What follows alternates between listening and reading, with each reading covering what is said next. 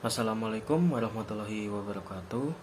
Selamat siang, salam sejahtera bagi kita semua. Shalom, Om Swastiastu, Namo Buddhaya, salam kebajikan. Perkenalkan, nama saya Wikan Haidar Rahman dengan NIM 4611 422 151.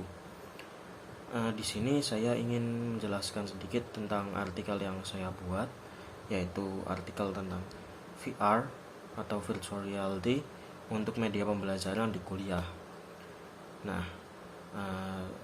pertama-tama apa sih VR itu atau virtual reality itu? Virtual reality merupakan salah satu contoh penerapan teknologi AI yang memungkinkan pengguna untuk berinteraksi dengan lingkungan di dunia virtual atau dunia buatan yang disimulasikan oleh komputer, sehingga pengguna merasakan dia berada di lingkungan tersebut. Nah, jadi saat kita memakai VR itu nanti kita akan terasa seperti memasuki dunia baru, dan itu terasa nyata ya, walaupun itu hanya dunia buatan tapi akan terasa seperti dunia nyata, akan terasa. Nah, selanjutnya, kenapa sih VR? Kenapa VR bisa menjadi game changing buat sektor pendidikan di masa kini ataupun buat masa mendatang?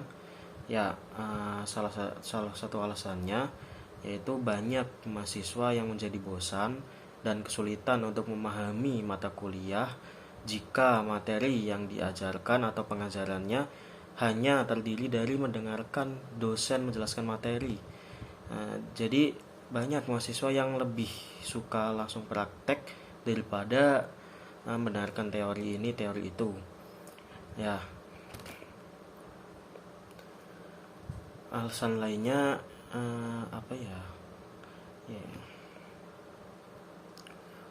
Untuk alasan lainnya mungkin VR itu bisa membuat pembelajaran menjadi lebih nyaman dan lebih asik.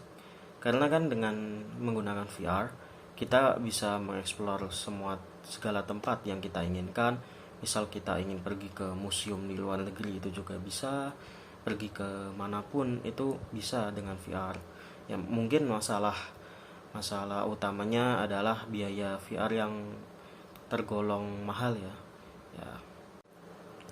Nah, selanjutnya ada VR itu berguna buat mata kuliah apa aja sih? Nah, yang pertama ada geografi. Dengan VR, mahasiswa itu bisa keliling-keliling dunia, bisa misal kayak pingin pergi ke gunung itu kan bisa lewat VR. Jadi tidak perlu bacanya melalui buku ataupun misal melalui nonton film, itu kita bisa menggunakan VR untuk pergi ke tempat tersebut. Misal pengen ke gunung mana itu bisa. Nah, yang kedua itu ada sejarah. Pernah gak sih kalian itu berpikir kayak untuk kembali ke masa lalu dan melihat keadaan-keadaan zaman dulu, keadaan-keadaan tempat dulu, itu bisa bisa kalian mendapatkan experience-nya dengan menggunakan VR. Nah, bahkan di konten-konten VR sekarang itu kita dapat berinteraksi dengan karakter-karakter terdahulu juga. Jadi kita bisa menggunakan VR untuk berinteraksi dengan karakter-karakter terdahulu, dengan itu dari AI yang tentunya, dan kita bisa mengunjungi tempat-tempat bersejarah ya. Lalu yang ketiga ada seni. Nah, dengan VR ini kita tidak perlu lagi membayar tiket masuk untuk masuk ke pameran seni atau ke museum-museum seni, pameran lukisan gitu. Nah, dengan VR ini ada banyak galeri-galeri seni yang terkenal di dunia itu bisa kita kunjungi dengan VR. Nah, selain bisa mengunjungi galeri-galeri seni dengan VR, kita bisa juga untuk membuat karya-karya seni virtual menggunakan virtual reality ini. Lalu yang keempat ada sains. Sains di sini mungkin lebih mengarah ke kimia dan biologi ya. Untuk biologi itu dengan VR kita bisa memeriksa anatomi manusia dan hewan. Ada juga alat instruksional biologi yang memungkinkan pengguna VR itu bisa lebih dekat dengan hewan buas yang berbahaya. Jadi dengan kita bisa menjadi lebih dekat, bisa berinteraksi dengan hewan buas menggunakan VR. Nah, lalu yang untuk kimia itu kita bisa bereksperimen semau kita, dari mulai eksperimen yang aman sampai yang berbahaya.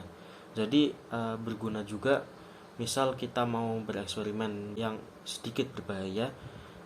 Jadi kita bisa menggunakan VR terlebih dahulu untuk memeriksa apakah itu aman, apakah berhasil atau tidak. Selanjutnya ada kelebihan jika kita menggunakan VR sebagai media pembelajaran di kuliah. Yang pertama ada virtual reality atau VR mampu menciptakan dunia simulasi yang terlihat nyata. Yang kedua, dengan VR kita bisa mengunjungi dan mengeksplor tempat manapun yang kita mau. Yang ketiga, kita bisa bereksperimen semau kita dengan lingkungan yang ada di dunia virtual atau dunia buatan. Yang keempat, VR dapat membuat pembelajaran lebih praktis, lebih nyaman, dan tentunya lebih menyenangkan. Nah, kesimpulannya, mengingat perkembangan teknologi saat ini, masuk akal untuk berharap virtual reality atau VR menjadi lebih umum di sektor pendidikan. Para mahasiswa juga ingin melihat lebih banyak tentang perkembangan teknologi. Nah, di dunia buatan atau dunia virtual ini, ada peluang yang tak terbatas untuk dijelajahi dan dipelajari. Nah, mungkin itu saja dari saya.